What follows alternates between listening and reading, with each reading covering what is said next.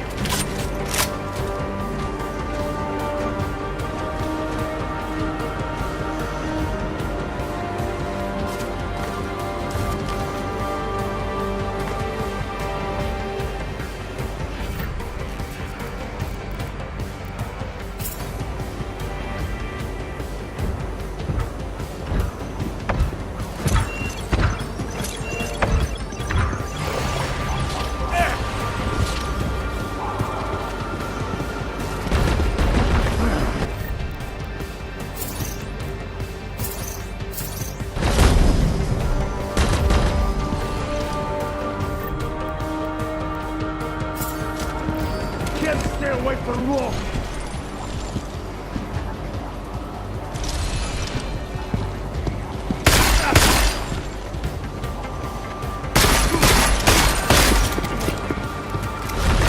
The tide's on the top!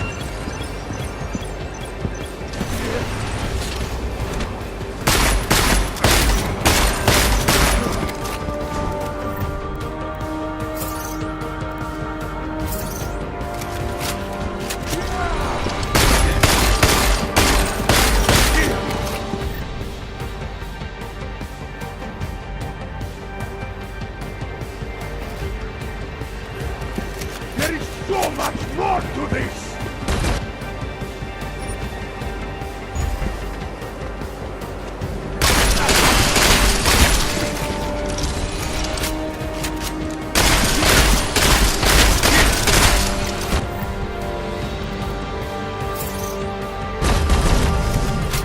Here and now, brother, we end.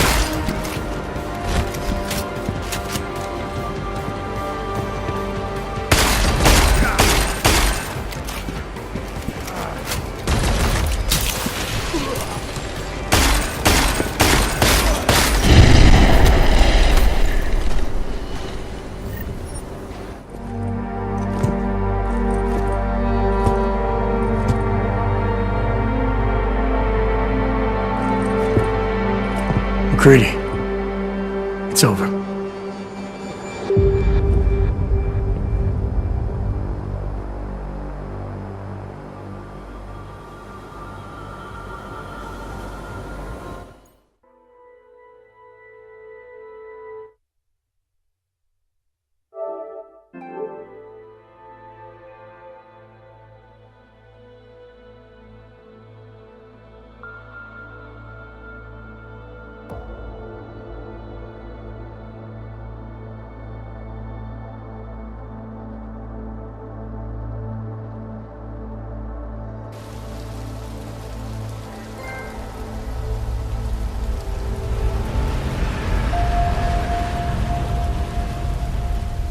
Santo CEO Nathaniel Brown took to the stage today to praise Interpol and Tarvis security services for thwarting what could have been a major terror attack during his safe harbor convention last week.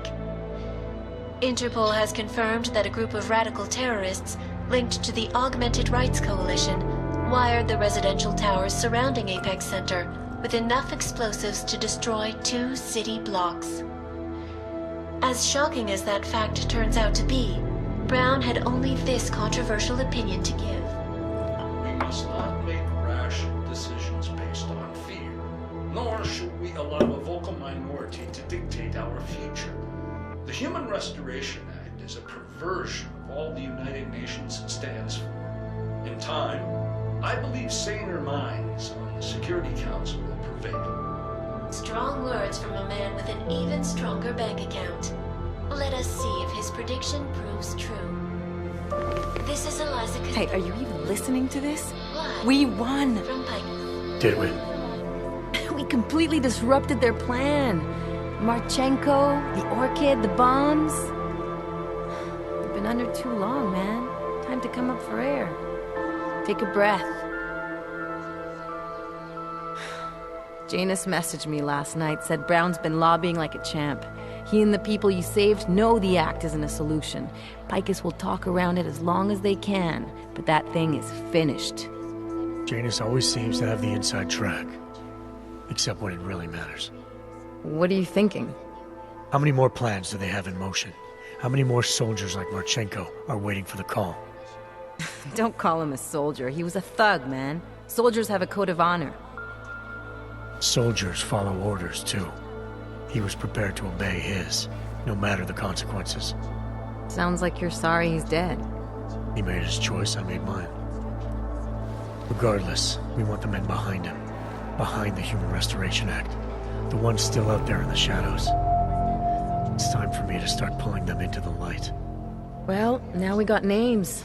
Manderley and Page. The collective won't stop until we bring these guys down. Yeah? Well, there's one more name I want to put a face to. Janus. So that's what you've been chewing on.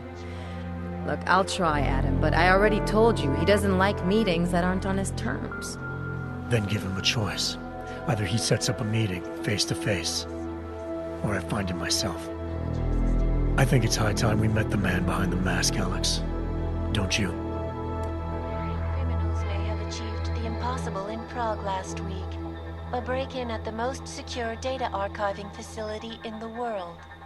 According to rumors circulating the internet, Czech state police were called to investigate at the Palisade Property Bank after bank security guards exchanged heavy gunfire with an augmented assailant. It is not known at this time what fault the assailant was after, or if in fact he successfully broke in. Palisade Bank Corporation owners released a statement earlier this evening, claiming that any rumors of a break-in at our highly secured facility are just that, rumors. Between you and me, folks, I think they doth protest too much. A coroner's report released in Prague today offers shocking new insight into the death of Dr. Talis Rucker, former leader of the Augmented Rights Coalition. Apparently, the primary cause of the doctor's death was the exceedingly high level of alcohol found in his system. No other toxins were present, nor were there signs of any suspicious activity. Sources close to Rucker tell me he had been struggling with alcoholism ever since becoming a public figure. I am sure I do not need to remind you folks that the organization he founded, the Augmented Rights Coalition, has been linked to last week's horrifying terror attack in London. It seems not so long ago that Dr. Talis Rucker was on this very program, trying to convince all of us that his Augmented Rights Coalition was a non-violent organization. Today, of course, we are all a little bit wiser. It did not take long for ARC to reveal its true colors once Dr. Rucker was dead. Since last week's attack, the United Nations has officially labeled ARC a terrorist organization. As we speak, brave state police officers in the Czech Republic are raiding ARC-controlled compounds inside the Udelek complex. Here is an example of the defiance they are encountering. This is where you have it all wrong. Wrong! ARC was framed. You people, you don't see, you don't realize that Viktor Marchenko was not ARC. He was trying to kill ARC, kill the cause. But he has failed. We are strong, we are innocent, and we will not be used as pawns by rich, scared men who want to make us less than human. I am sorry, young man, but methinks thou doth protest too much. The Diwali criminal organization is under intense scrutiny this evening for their role in the London attack. Evidence uncovered by Interpol indicates that high-ranking members of the chapter in Prague supplied weapons and logistical support to ARC terrorists. Among those being sought for questioning is Radic Nikoladze, leader of the Diwali's Prague chapter. Sources close to the man tell me, however, that Nikoladze has gone off the grid, and it is unlikely he will ever be found.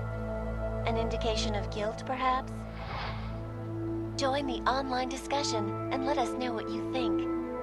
News out of Paris today, where a sharp rise in illegal underground publications may have links to a prison escape recently orchestrated in Prague. Last week, Czech state police were holding members of the underground news group Samizdat on charges of disturbing the peace, human trafficking, and media terrorism. The radicals escaped their holding cell, however, and are believed to have subsequently made their way deeper into Western Europe. Shortly after their escape, a radical publication called Silhouette began appearing throughout France. Has Samizdat rebranded itself as Silhouette? I am sure you will agree with me on this one, folks, no matter what name these people go by. There is nothing more dangerous than the spread of false news. Turning our attention now to a more colorful story. A recent incident inside an illegal underground drug laboratory has led authorities to the heart of Prague's Neon operation. According to sources familiar with the new drug, the dangers of Neon had more to do with illegal distribution methods and criminal ties than with consuming the drug itself. Make no mistake, folks, Neon is illegal, and the dismantling of this laboratory is good news for everyone. However, some government officials have hinted to me that the drug may have therapeutic benefits, and if so, a government-approved version of Neon could be made available to the public eventually. Further testing will be required, of course, so only time will tell.